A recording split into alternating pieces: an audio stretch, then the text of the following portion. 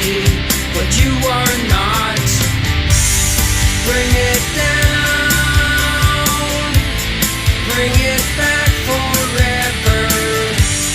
Bring it down on the ground. Safe and sound. Bring it back to never. Bring it down on the ground.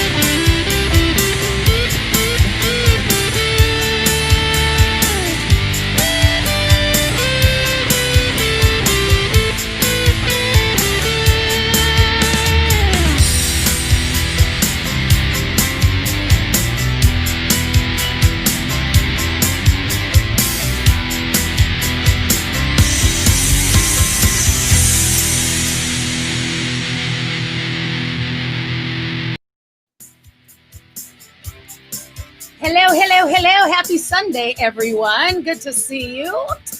Hope everybody is having a great new year. I am Miss Shannan. That is the lovely and talented Tiffany Norton. Hello, Tiffany. Hello. How are you? I am doing very well, and thanks for everyone joining us today for our Sunday Funday here on the Comedy Through the Chaos and Bitter Baker channels. We appreciate everybody who's here. So if you're here, chime in the chat. We want to make sure we shout you out. So make sure you chime in the chat.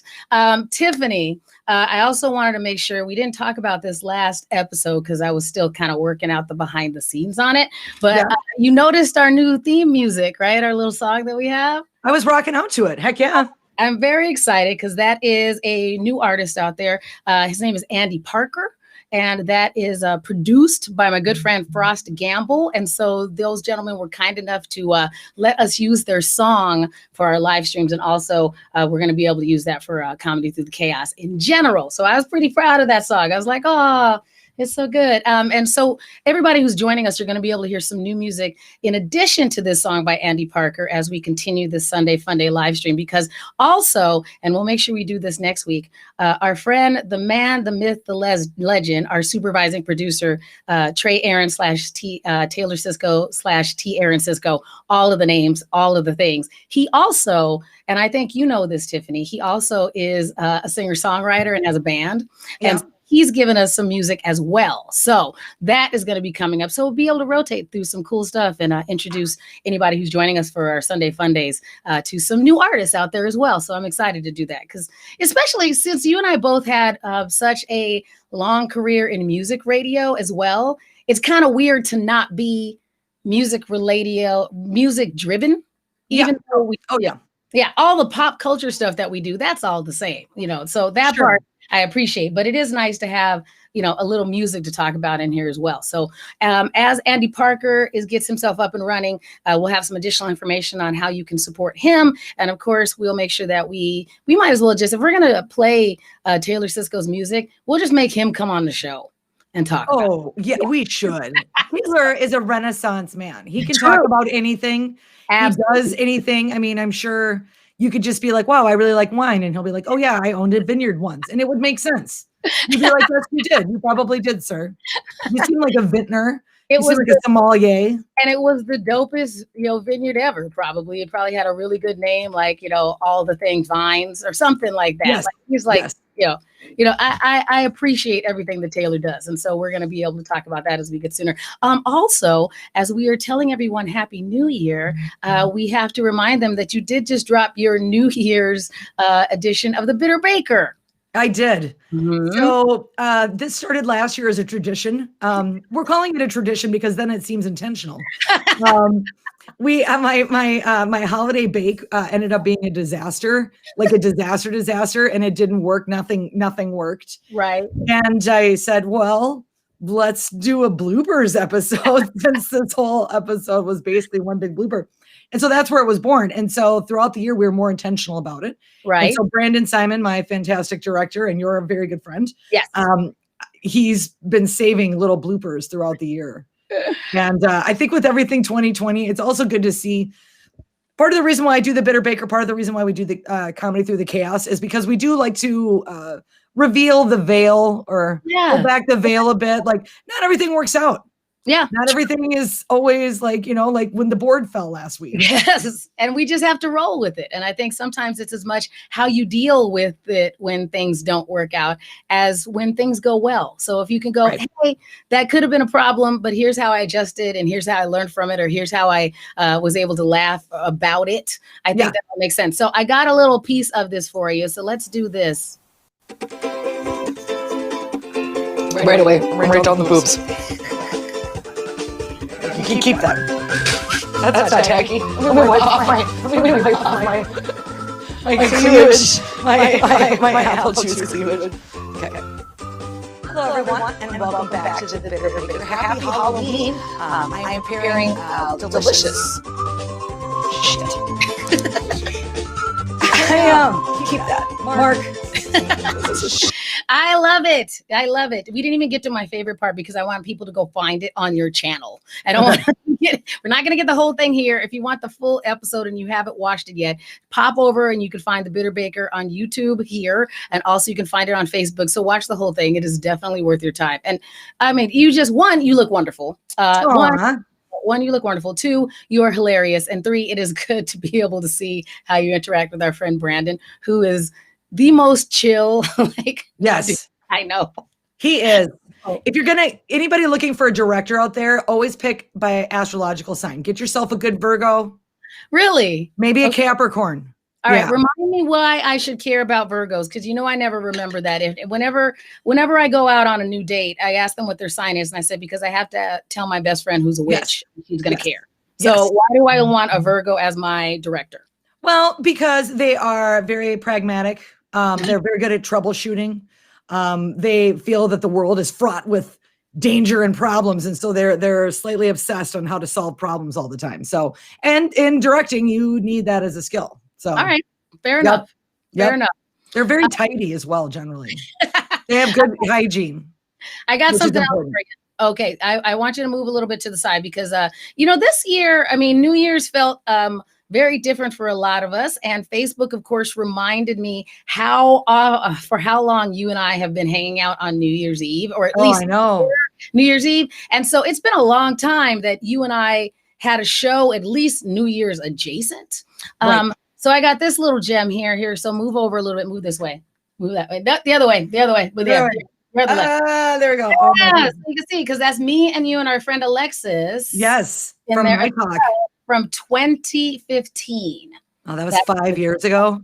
Yeah. Don't we look? I can only tell my age by haircuts. I'm like, yeah, that was that bangs phase I went through. And it was darker. Yeah. It was darker. I had that same hairdo for like 20 years. So that doesn't necessarily help. Like this is just like 2 years old. So but it was, I know that for a lot of people out there, New Year's felt different. Mine was close to what it was, because at least I was out and about, but it was still super weird and not what I'm normally accustomed to. But I was actually kind of envious of you, and I want to take a second before I tell you why, Tiffany. Shout out to Taylor Cisco. Taylor, I hope you heard us talking about you prolifically. As he said, he has come up with the proper name for all of your fans, Tiffany, the Tiffanatics. The Tiffanatics. I love it. Write it down. I'm getting t-shirts made right now. That is good as the Beyonce's, Bayhive, and all the people who love Britney Spears and all the believers. Yep. Tiffanatics. Tiffanatics. You heard it here first. And of course, Taylor Sisto came up with that. But what I was thinking, the reason why I was jealous of you before we get to our stories for this week is you got to be quote unquote like normal with your new beau. And that, like, I haven't had like a normal like hangout with a person not performing New Year's Eve in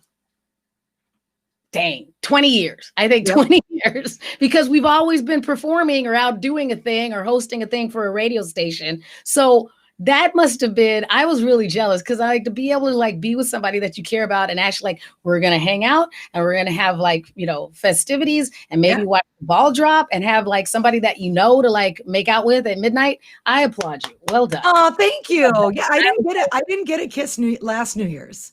No. I did a comedy show and then I went and saw another comedy show that was near my house. And then everybody started kissing and I was like, well, I wasn't great.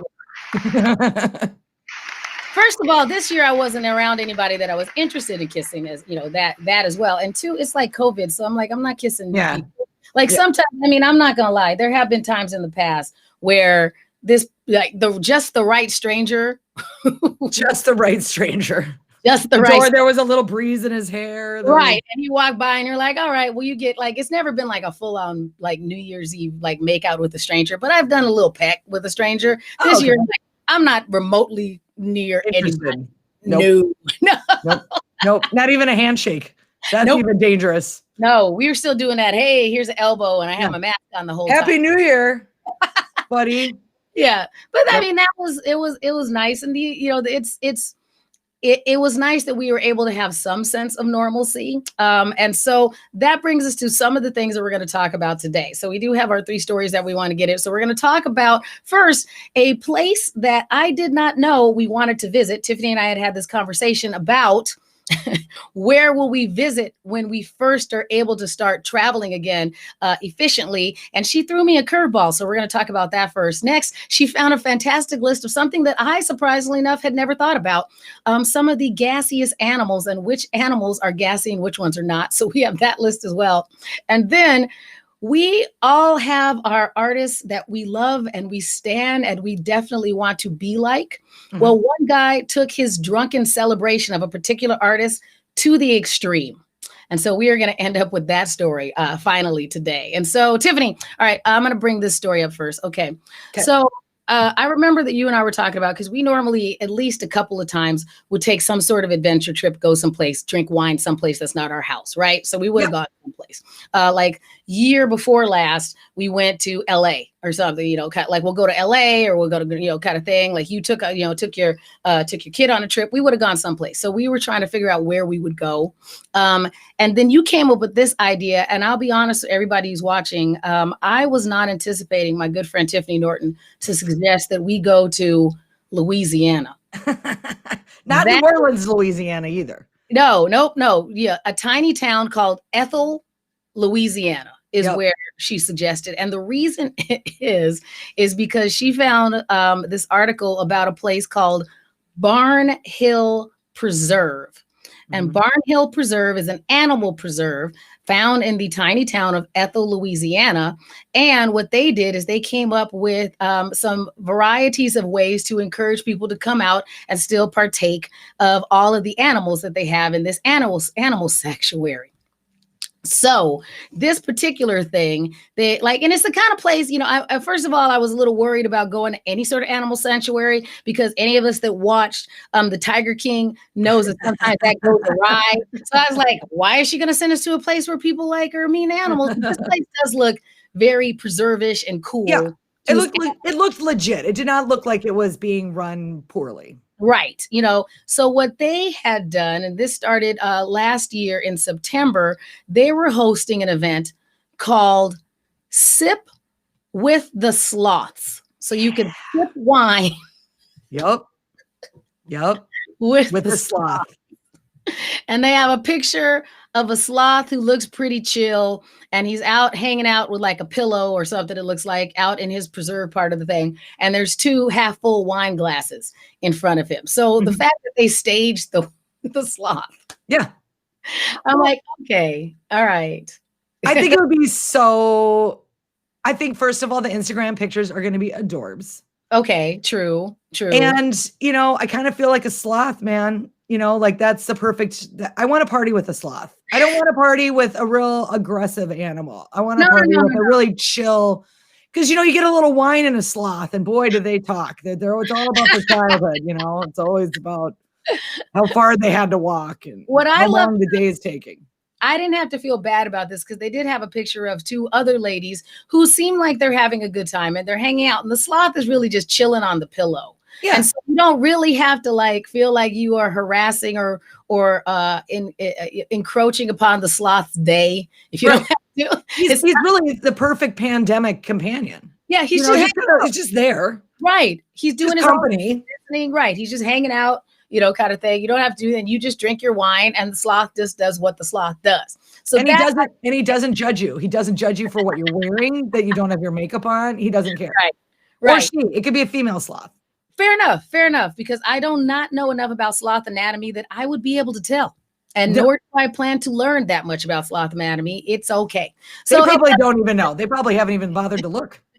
I'm actually okay with this one because I do always get, you see a lot of those pictures on social media where you do feel like people are encroaching upon the animals in the preserve. And that always kind of bothers me. Like there's also a series of like, you see this a lot. And I don't know if this is just because you go to visit Australia and they let you hug the koala, but I always feel really uncomfortable on behalf of the koala.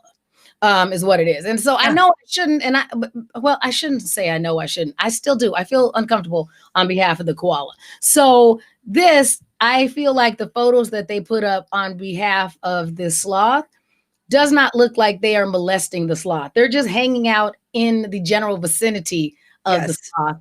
And I think that that's cool. We need ethical treatment of our sloths today. Correct. Right. Today. If I want to go and hang out with it, then I just want I felt preemptively guilty about hanging out with the sloth.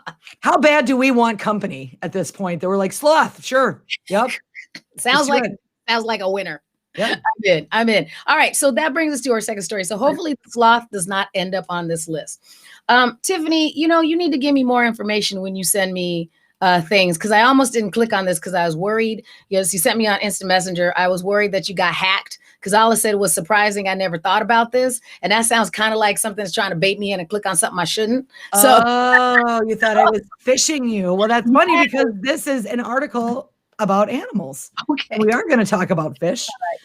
Scientists have finally created the database we've all been waiting for. And it's a database of which animals fart and which animals do not. Yeah, I didn't know that I needed to know that, but I also am surprised that based upon your friendship and my friendship with you, we have never drunkenly even thought about that. Like it seems like something that at least over the last 15 years, it popped up once. So, in casual conversation, this should have come up, but especially with some of the friends we have, like shout out again, Taylor's, I appreciate him popping in. Michael Ornstein just popped in. Hey, Michael, you might want to play along with this one. Okay, so I'm going to ask you. Are we doing it quiz style? What do you want to do? Okay. All right. Okay. I'm going to quiz you. Okay. All right. Do snakes fart? No. Some of them do fart. Oh. They do.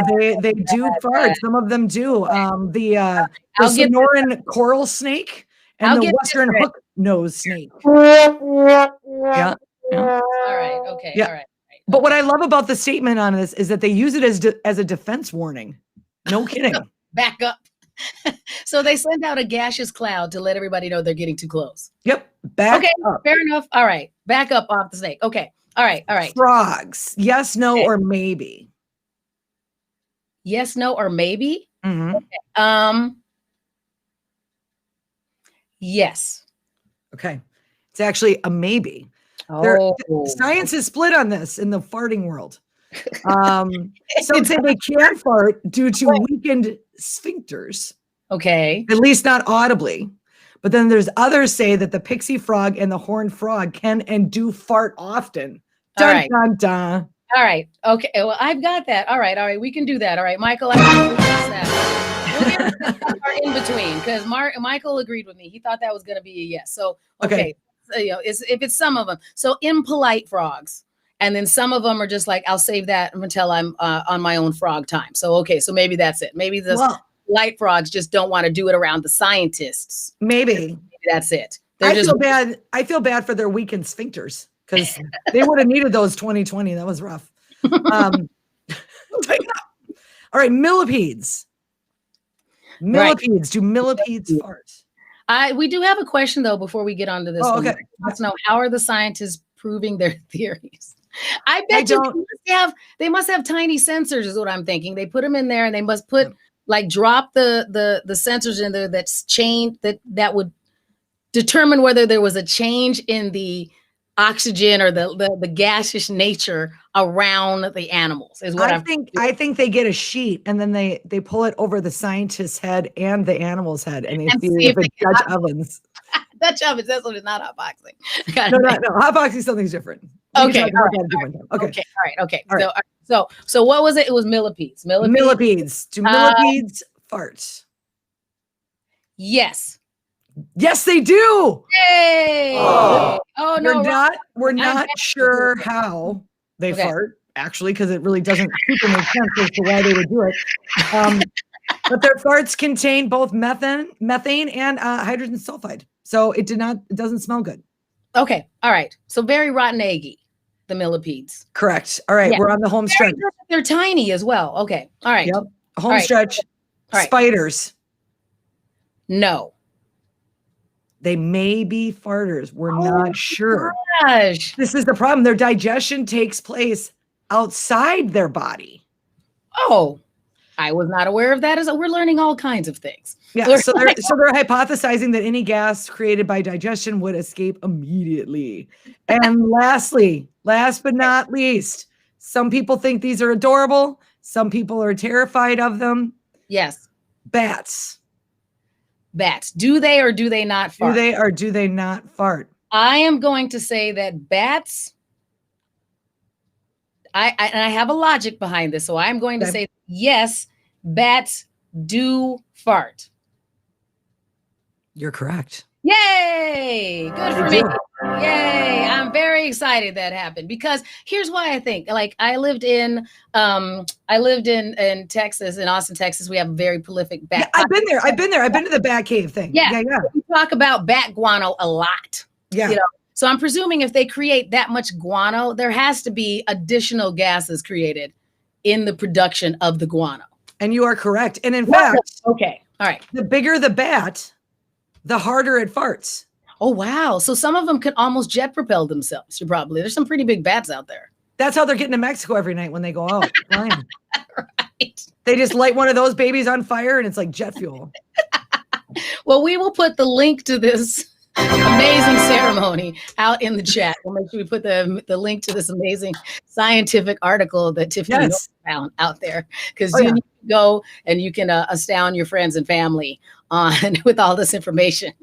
Well, now you also have a new array of things to blame your farts on.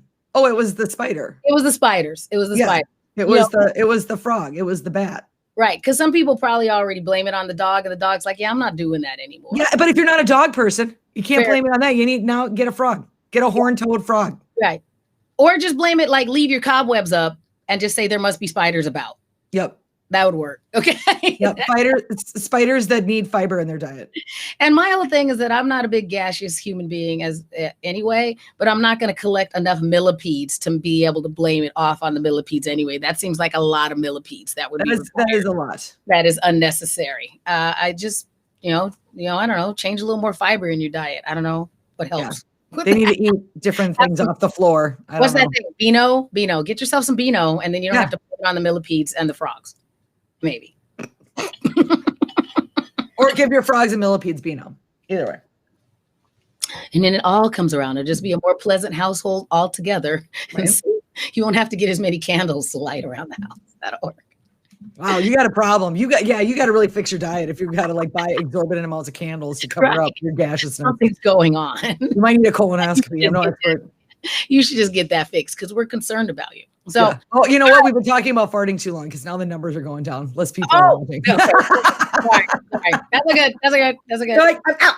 I'm trying to eat dinner. Yeah. I thought that Tiffany and Shannan were going to be classy.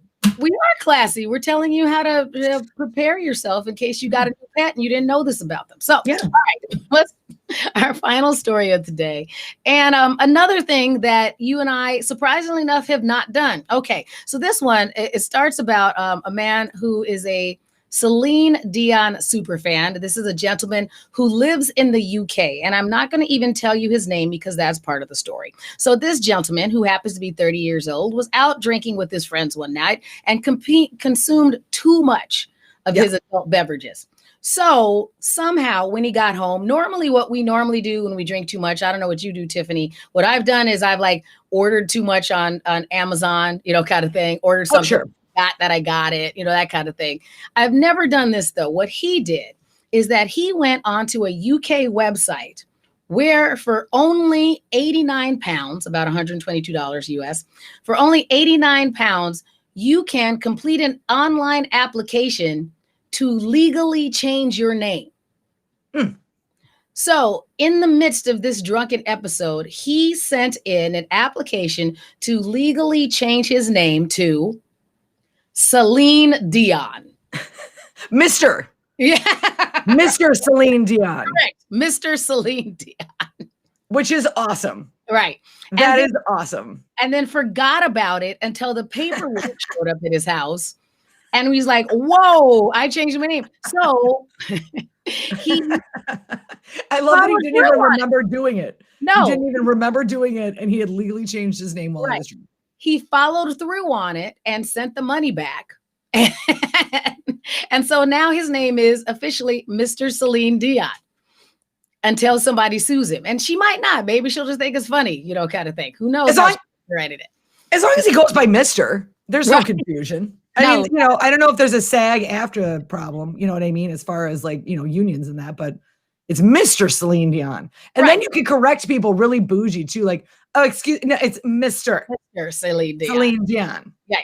So I guess you're right. It is a good differentiating factor, even if she does have some copyright or some trademark issues out there. And I do think it's also very sweet because part of the reason why I decided to keep it is because he is like a Celine Dion uber fan. Mm-hmm. And, he's, seen her in concert a bunch. And now they're kind of hoping that because of this, he might get enough publicity out there that Celine Dion might actually call him up. Right. And you don't know. Yeah. She could.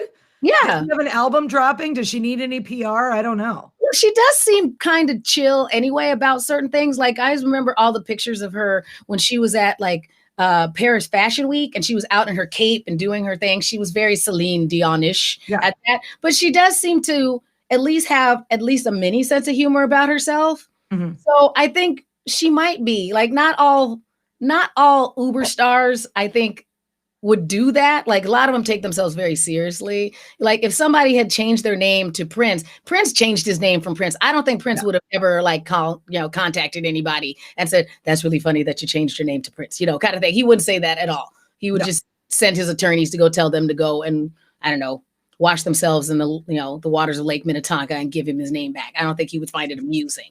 But I think some other people, like Beyonce, might find it funny enough that she would go, okay, Mr. Beyonce, right, I'm gonna call you. I think Lizzo would be cool with it. Mr. Lizzo. Mr. Lizzo. I think that would work. Yes. I think Lizzo would be down. Right. Well, I can think of a lot of people that wouldn't be. Like Alec Baldwin, I don't think he'd be cool with someone taking his name. He's Alec Baldwin. He'd be like, no, somebody's just trying to get more alimony from me. Yeah, he would not find that. He's like, I never slept with her. I swear to God. I swear to God. Oh wait, she kind of looks familiar. Hang on. Yeah, I guess so. All right. Yeah. He's got. What would you change your name to? I thought about this for the last week since you sent me this, and I drew a blank. Like, there's nobody that I like enough, even amusing. Like, and I have weird fandoms. Like the people that I like aren't like uber famous, so they probably would call me because they'd be like, neat. Okay, we didn't know that anybody liked us that much. Right. Well, I'm already named after a teen pop star, Tiffany. Right. So if you could change your genre, which wasn't fun because she was popular when I was in high school, so and she sang in malls and I worked in a mall. So everybody thought that was hilarious. So they just come up and say, do you think you're alone now? Like, yeah, they would sing that song to me. A lot. Yeah. So that's why I'm changing my name to Debbie Gibson. Suck it, Tiffany. I'm going to be Mr. Debbie Gibson. I like it. It has a ring. I'm going to change pronouns and I'm going to do it that way. But yeah, it would be hard. It would be hard to pick a name. because I'm trying to think of the music that I drunkenly listen to. Yeah. I don't drunkenly listen to anything that would make sense, like as a name. Like I'll agree with that. A lot of the stuff you listen to when you're drinking doesn't make sense. Your weird, sad, emo stuff. I'm drunkenly changed my name to, what? Rob Thomas, Mrs. Rob Thomas. That's who you are. You're Mrs. Rob Thomas. That was funny. Your ex said that he couldn't be on your list of celebrities, like that you could have a hall pass with because he was like, no, you would probably run into Rob Thomas. Right. Somewhere. Rob Thomas actually wasn't it. It was I thought it was Rob Thomas. That. No, Rob Thomas would make sense, but it was, he said I couldn't have a list, period. Oh yeah, because you might actually meet those people. Right. Because I liked people that he was like, yeah, those people actually have like 12 and a half fans. And they would like run into you and go like, what? Kind of thing. Because he thought my list was too attainable. That's what he wanted. Like he wanted big people that would clearly shoot me down, but I don't have big fandoms on those people. It's like Elaine Thompson's old joke about that. She's like, yeah, I asked my husband for what his list was. And he's like, well, what about Linda the neighbor? No, that's too close. That's too close. Kim asked where Cyclone Kid is right now. He is efficiently eating his pizza that I made for him. And so they're like, don't say it. Don't say it. Where is he? If you guys want a story about Cyclone Kid, I'll tell you. Beetlejuice. Don't say it. Oh my God, yeah. I'm surprised. Like he hasn't done anything. I have my phone next to me in case he decided to open the door and go outside without telling me. So none of that stuff. So he's hanging out. But his new thing, and I don't like to lead into stereotypes, but I did put him on some ADHD medication. And we have friends that have made jokes for years about what happens when they go on Adderall and they like to clean and all of those things. And I never was familiar with it. And so I just laughed along at the joke. So he's on a thing that's similar to Adderall right now. And the thing that I do want to make the connection to is that, and I've told these stories, that he's really been cleaning a lot now, which is great because he didn't used to clean. And so he's been putting things away, which was not part of his thing that he did before. He wasn't walking around cleaning. And so now he has been putting things away, but I'm not accustomed to him putting things away, nor does he put them where I believe they should go. Right. Or is he able to communicate where he has put said items? No, that's not how he communicates via language. So he doesn't process language that way. So what he does is that he's now decided that certain things, and I don't really have a reasoning behind why he's doing it yet, but certain things don't need to be on the counter anymore or something. Like he came in my office and put away like some coasters that I keep on the desk for some reason. And he went upstairs and decided that I have multiple pairs of eyeglasses. He put them all away and I hadn't found them. So I finally found one pair of my eyeglasses. You've been looking for those for like 2 weeks now. Yeah. He put them in the underwear drawer, but in the So I'm like, well, okay. They were like in the back of the underwear drawer. Well, then they're protected. Right. That makes sense. Yes. He put my, my teacups away back behind some stuff. So at least so I know everything's in the house. He didn't like throw it out. Right. Just me going through and going, well, where did you squirrel all of these things that I kind of need away? But you're going to have to start living in like an all clear house, like with all clear drawers and clear everything. So it's just like, it's like living in Rubbermaid where you're like, oh, there it is. I can see it. It's right there. My whole thing is that I've just been watching him. And so instead of telling him don't move stuff, I'm just kind of watching him clean because then I'll know where his hidey holes are and then it's fine. Because then if I want it, if I can go get it, cool. If that's where he thinks it goes, cool. That's where it goes. It's just funny that he only puts away mom's stuff. Yeah. His train, he hasn't put away a single thing that he plays with, but mom's things clearly need to be more tidy. So they're in the way of his things. That's the problem. Fair enough. You're cluttering it up, woman. Fair enough. Well, the question that we want to put in the chat for anybody that is watching this in the replay, what we want to do, and we'll report back next week, is if you were to drunkenly change your name. Yeah. What name would you pick? And I promise I'll think harder about this and I'll come up with one by next week. So if you were to drunkenly change your name, What name would you pitch? So you can put that in the chat. You can let us know what you would come up with, and we will report back to you next Sunday in our next edition. But we appreciate you being part of this. We appreciate you helping us build this community. We were trying to look for good ways to sit there and stay in contact with our friends, and this seemed like an easy way to get it done. So if you're watching on any of our channels, please like and subscribe, and then tell your friends, hey, if they need something kind of light to do on a Sunday afternoon, they can check out our live stream. And I want to remind you again, go check out The Bitter Baker. The New Year's episode is available right now. We also are going to be having a special edition of one of our Comedy Through the Chaos episodes, courtesy of one of our favorite Twin Cities geek conventions that's coming up here in January. So I'll give you some more information about that very soon. So anything else that I'm forgetting to tell them, Tiffany? Can you think of anything else? No, other than happy 2021. We made it. Yes. Looks like we made it. So we are glad that everybody is here with us. We hope that everybody continues to do well, and we want to make sure that we give you some giant air hugs, everybody. Love you. Don't look at my nails. My manicure's bad. Okay. We'll see you next time. Bye.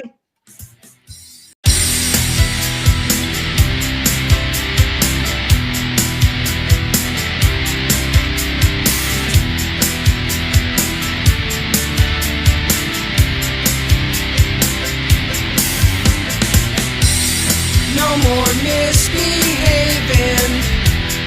No more miss me not. No more misbehaving.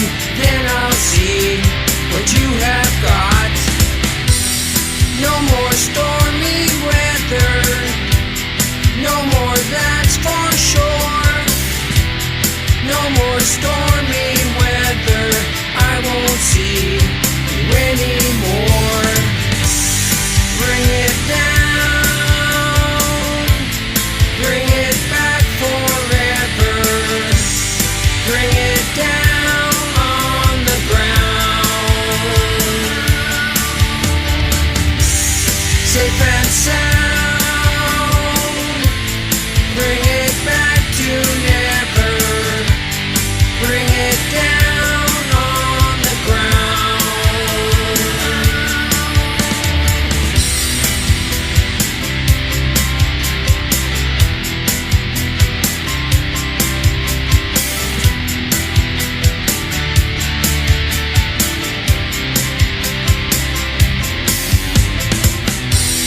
No more secret talking.